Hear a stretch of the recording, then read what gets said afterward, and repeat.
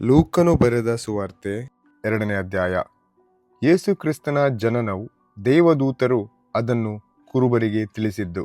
ಆ ಕಾಲದಲ್ಲಿ ರಾಜ್ಯವೆಲ್ಲ ಕಾನೇಶುಮಾರಿ ಬರೆಸಿಕೊಳ್ಳಬೇಕೆಂಬ ಆಜ್ಞೆಯು ಚಕ್ರವರ್ತಿಯಾದ ಔಗುಸ್ತನಿಂದ ಹೊರಟಿತು. ಕುರೇನ್ಯನು ಸುರಿಯಕ್ಕೆ ಅಧಿಪತಿಯಾಗಿದ್ದಾಗ ಈ ಮೊದಲನೆಯ ಕಾನೇಶುಮಾರಿ ನಡೆಯಿತು. ಆಗ ಎಲ್ಲರೂ ಕಾನೇಶುಮಾರಿ ಬರೆಸಿಕೊಳ್ಳುವುದಕ್ಕಾಗಿ ತಮ್ಮ ತಮ್ಮ ಊರುಗಳಿಗೆ ಹೊರಟರು. ಯೋಸೇಫನು ಸಹ ತಾನು ದಾವೀದನ ಮನೆತನದವನು ಗೋತ್ರದವನು ಆಗಿದ್ದರಿಂದ ಹೆಸರು ಬರೆಸಿಕೊಳ್ಳುವುದಕ್ಕಾಗಿ ತನಗೆ ನಿಶ್ಚಿತಾರ್ಥವಾಗಿದ್ದ ಮರಿಯಳ ಸಂಗಡ ಗಲಿಲಾಯ ಸೀಮೆಯ ನಜರೇತ್ ಎಂಬ ಊರಿನಿಂದ ಹೊರಟು ಯೂದಾಯದಲ್ಲಿರುವ ಬೆತ್ಲೆಹೇಮ್ ಎಂಬ ದಾವೀದನೂರಿಗೆ ಹೋದನು. ಆಗ ಮರಿಯಳು ಪೂರ್ಣ ಗರ್ಭಿಣಿಯಾಗಿದ್ದಳು. ಅವರು ಅಲ್ಲಿದ್ದಾಗ ಆಕೆಗೆ ದಿನ ತುಂಬಿತು. ಆಕೆಯು ತನ್ನ ಚೊಚ್ಚಲು ಮಗನನ್ನು ಹೆತ್ತು ಬಟ್ಟೆಯಲ್ಲಿ ಸುತ್ತಿ, ಛತ್ರದಲ್ಲಿ ಅವರಿಗೆ ಸ್ಥಳವಿಲ್ಲದ ಕಾರಣ ಅವನನ್ನು ಗೋದಲಿಯಲ್ಲಿ ಮಲಗಿಸಿದಳು. ಆ ಸೀಮೆಯಲ್ಲಿ ಕುರುಬರು ಹೊಲದಲ್ಲಿದ್ದುಕೊಂಡು ರಾತ್ರಿಯಲ್ಲಿ ತಮ್ಮ ಕುರಿಹಿಂಡನ್ನು ಕಾಯುತ್ತಿರಲಾಗಿ ಕರ್ತನ ದೂತನೊಬ್ಬನು ಬಂದು ಅವರ ಎದುರಿನಲ್ಲಿ ನಿಂತನು. ಕರ್ತನ ಪ್ರಭೆಯು ಅವರ ಸುತ್ತಲೂ ಪ್ರಕಾಶಿಸಿತು. ಅವರು ಬಹಳವಾಗಿ ಹೆದರಿದರು. ಆ ದೂತನು ಅವರಿಗೆ, ಹೆದರಬೇಡಿರಿ, ಕೇಳಿರಿ, ಜನರಿಗೆಲ್ಲ ಮಹಾ ಸಂತೋಷವನ್ನುಂಟು ಮಾಡುವ ಶುಭ ಸಮಾಚಾರವನ್ನು ನಿಮಗೆ ತಿಳಿಸುತ್ತೇನೆ. ಅದೇನೆಂದರೆ, ಈ ಹೊತ್ತು ನಿಮಗೋಸ್ಕರ ದಾವೀದನೂರಿನಲ್ಲಿ ಒಬ್ಬ ರಕ್ಷಕನು ಹುಟ್ಟಿದ್ದಾನೆ. ಆತನು ಕರ್ತನಾಗಿರುವ ಕ್ರಿಸ್ತನೇ.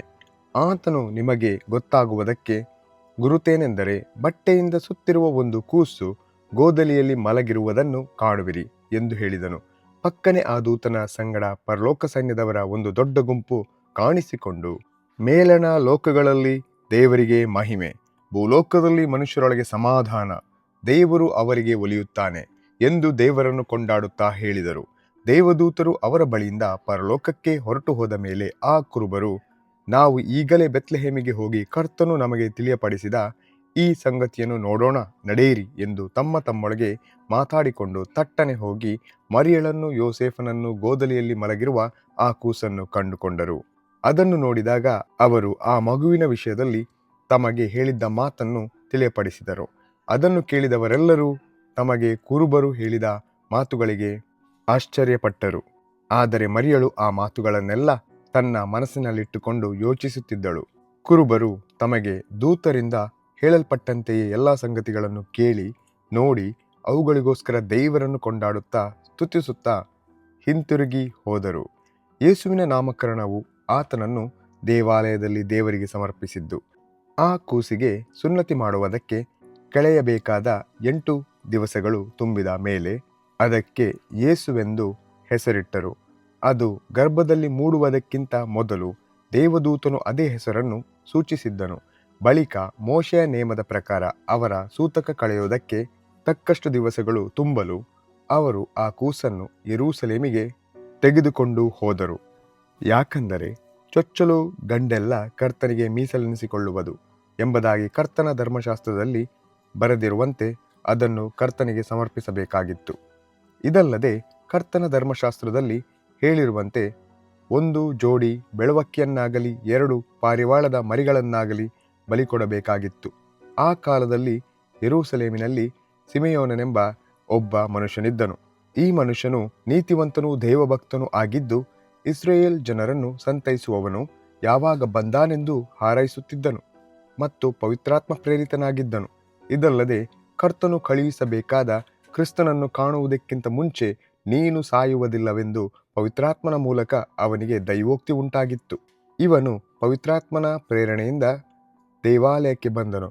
ಆಗ ತಂದೆ ತಾಯಿಗಳು ಯೇಸು ಎಂಬ ಮಗುವಿಗೆ ಧರ್ಮಶಾಸ್ತ್ರದಲ್ಲಿ ಹೇಳಿರುವ ಪದ್ಧತಿಯ ಪ್ರಕಾರ ನಡೆಸಬೇಕೆಂದು ಅದನ್ನು ಒಳಕ್ಕೆ ತರಲು ಅವನು ಅದನ್ನು ತನ್ನ ಕೈಯಲ್ಲಿ ತಕ್ಕೊಂಡು ದೇವರನ್ನು ಕೊಂಡಾಡಿ, ಒಡೆಯನೇ, ನಿನ್ನ ಮಾತು ನೆರವೇರಿತು. ಈಗ ಸಮಾಧಾನದಿಂದ ಹೋಗುವುದಕ್ಕೆ ನಿನ್ನ ದಾಸನಿಗೆ ಅಪ್ಪಣೆಯಾಯಿತು. ನೀನು ನೇಮಿಸಿರುವ ರಕ್ಷಕನನ್ನು ನಾನು ಕಣ್ಣಾರೆ ಕಂಡೆನು. ಎಲ್ಲ ಜನಗಳಿಗೆ ಪ್ರತ್ಯಕ್ಷನಾಗಲಿ ಎಂದು ಆತನನ್ನು ಒದಗಿಸಿಕೊಟ್ಟಿದ್ದೆ.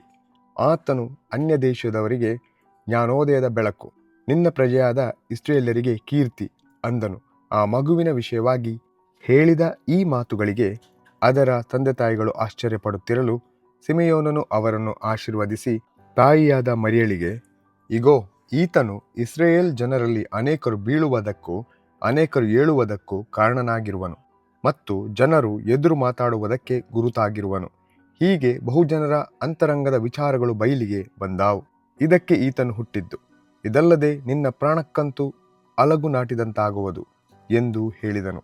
ಇದಲ್ಲದೆ ಅಸೇರನ ಕುಲದ ಫೆನುವೇಲನ ಮಗಳಾದ ಅನ್ನಳೆಂಬ ಒಬ್ಬ ಪ್ರವಾದಿನಿ ಇದ್ದಳು. ಆಕೆ ಬಹಳ ಮುಪ್ಪಿನವಳು. ಆಕೆ ತನ್ನ ಕನ್ಯಾವಸ್ಥೆ ಕಳೆದ ತರುವಾಯ ಗಂಡನ ಕೂಡ 7 ವರ್ಷ ಬಾಳುವೆ ಮಾಡಿ 84 ವರ್ಷ ವಿಧವೆಯಾಗಿದ್ದಳು. ಆಕೆ ದೇವಾಲಯವನ್ನು ಬಿಟ್ಟು ಹೋಗದೆ ಉಪವಾಸ ವಿಜ್ಞಾಪನೆಗಳಿಂದ ರಾತ್ರಿ ಹಗಲು ದೇವರ ಸೇವೆಯನ್ನು ಮಾಡುತ್ತಿದ್ದಳು. ಆಕೆ ಅದೇ ಗಳಿಗೆಯಲ್ಲಿ ಹತ್ತಿರಕ್ಕೆ ಬಂದು ದೇವರಿಂದಾದ ಉಪಕಾರವನ್ನು ನೆನೆಸಿ ಕೊಂಡಾಡಿದ್ದಲ್ಲದೆ ಯೆರೂಸಲೇಮಿನ ಬಿಡುಗಡೆಯನ್ನು ಹಾರೈಸುತ್ತಿದ್ದವರೆಲ್ಲರ ಸಂಗಡ ಆತನ ವಿಷಯವಾಗಿ ಮಾತಾಡುವವಳಾದಳು. ಇತ್ತಲಾಗಿ ಅವರು ಕರ್ತನ ಧರ್ಮಶಾಸ್ತ್ರದಲ್ಲಿ ಹೇಳಿರುವ ಕಾರ್ಯಗಳನ್ನೆಲ್ಲ ನೆರವೇರಿಸಿದ ಮೇಲೆ ಗಲಿಲಾಯಕ್ಕೆ ಸೇರಿದ ನಜರೇತೆಂಬ ತಮ್ಮ ಊರಿಗೆ ಹಿಂತಿರುಗಿ ಹೋದರು. ಆ ಬಾಲಕನು ಬೆಳೆದು ಬಲಗೊಂಡು ಜ್ಞಾನದಿಂದ ತುಂಬಿದವನಾದನು ಮತ್ತು ಆತನ ಮೇಲೆ ದೇವರ ದಯವಿತ್ತು. ಯೇಸು 12 ವರ್ಷದವನಾದಾಗ ಯೆರೂಸಲೇಮಿಗೆ ಹೋಗಿ ದೇವಾಲಯದಲ್ಲಿ ವಿದ್ವಾಂಸರ ಸಂಗಡ ಸಂಭಾಷಣೆ ಮಾಡಿದ್ದು. ಆತನ ತಂದೆ ತಾಯಿಗಳು ಪ್ರತಿ ವರ್ಷವೂ ಪಸ್ಕ ಹಬ್ಬದ ಜಾತ್ರೆಗೆ ಯೆರೂಸಲೇಮಿಗೆ ಹೋಗುತ್ತಿದ್ದರು. ಹೀಗಿರಲಾಗಿ ಆತನು 12 ವರ್ಷದವನಾದಾಗ ಅವರು ಹಬ್ಬದ ಪದ್ಧತಿಯ ಪ್ರಕಾರ ಅಲ್ಲಿಗೆ ಹೋದರು. ಹಬ್ಬದ ದಿವಸಗಳನ್ನು ತೀರಿಸಿಕೊಂಡು ಹಿಂತಿರುಗಿ ಬರುವಾಗ ಬಾಲಕನಾದ ಯೇಸು ಯೆರೂಸಲೇಮಿನಲ್ಲಿಯೇ ಉಳುಕೊಂಡನು. ಆತನ ತಂದೆ ತಾಯಿಗಳು ಅದನ್ನು ತಿಳಿಯದೆ ಆತನು ಯಾತ್ರೆಯವರ ಗುಂಪಿನಲ್ಲಿ ಸೇರಿರುವನು ಎಂದು ಭಾವಿಸಿ ಒಂದು ದಿನದ ಪ್ರಯಾಣ ನಡೆದು ಬಂಧು ಬಾಂಧವರಲ್ಲಿಯೂ ಪರಿಚಿತಿಯವರಲ್ಲಿಯೂ ಆತನನ್ನು ಹುಡುಕಿ ಕಾಣದೆ ತಿರುಗಿ ಯೆರೂಸಲೇಮಿಗೆ ಹುಡುಕಿಕೊಂಡು ಹೋದರು. 3 ದಿನದ ಮೇಲೆ ಆತನನ್ನು ದೇವಾಲಯದಲ್ಲಿ ಕಂಡರು. ಆತನು ಬೋಧಕರ ನಡುವೆ ಕುಳಿತುಕೊಂಡು ಅವರ ಉಪದೇಶವನ್ನು ಕೇಳುತ್ತಾ ಪ್ರಶ್ನೆ ಮಾಡುತ್ತಾ ಇದ್ದನು. ಆತನು ಆಡಿದ ಮಾತುಗಳನ್ನು ಕೇಳಿದವರೆಲ್ಲರೂ ಆತನ ಬುದ್ಧಿಗೂ ಉತ್ತರಗಳಿಗೂ ಆಶ್ಚರ್ಯಪಟ್ಟರು. ತಂದೆ ತಾಯಿಗಳು ಆತನನ್ನು ಕಂಡು ಬೆರಗಾದರು ಮತ್ತು ಆತನ ತಾಯಿಯು, ಕಂದಾ, ನೀನು ನಮಗೆ ಯಾಕೆ ಹೀಗೆ ಮಾಡಿದಿ? ನಿನ್ನ ತಂದೆಯು ನಾನು ಎಷ್ಟೋ ತಳಮಳಗೊಂಡು ನಿನ್ನನ್ನು ಹುಡುಕಿ ಬಂದೆವಲ್ಲ ಎಂದು ಹೇಳಲು ಆತನು ಅವರಿಗೆ, ನೀವು ನನ್ನನ್ನು ಹುಡುಕಿದ್ದೇನು? ನಾನು ನನ್ನ ತಂದೆಯ ಮನೆಯಲ್ಲಿ ಇರಬೇಕಾದದ್ದು ನಿಮಗೆ ತಿಳಿಯಲಿಲ್ಲವೇ ಎಂದು ಉತ್ತರ ಕೊಟ್ಟನು. ಆದರೆ ಆತನು ಹೇಳಿದ ಮಾತಿನ ಅರ್ಥವನ್ನು ಅವರು ಗ್ರಹಿಸಲಿಲ್ಲ. ಬಳಿಕ ಆತನು ಅವರ ಜೊತೆಯಲ್ಲಿ ನಜರೇತಿಗೆ ಬಂದು ಅವರಿಗೆ ಅಧೀನನಾಗಿದ್ದನು. ಆತನ ತಾಯಿಯು ಈ ಎಲ್ಲ ಸಂಗತಿಗಳನ್ನೆಲ್ಲ ತನ್ನ ಮನಸ್ಸಿನಲ್ಲಿ ಇಟ್ಟುಕೊಂಡಳು. ಯೇಸು ಜ್ಞಾನದಲ್ಲಿಯೂ ದೇಹಬಲದಲ್ಲಿಯೂ ವೃದ್ಧಿಯಾಗುತ್ತಾ ಬಂದನು. ಇದಲ್ಲದೆ ದೇವರ ಮತ್ತು ಮನುಷ್ಯರ ದಯೆಯು ಆತನ ಮೇಲೆ ಹೆಚ್ಚಾಗುತ್ತಾ ಬಂತು ಎಂಬುದೇ.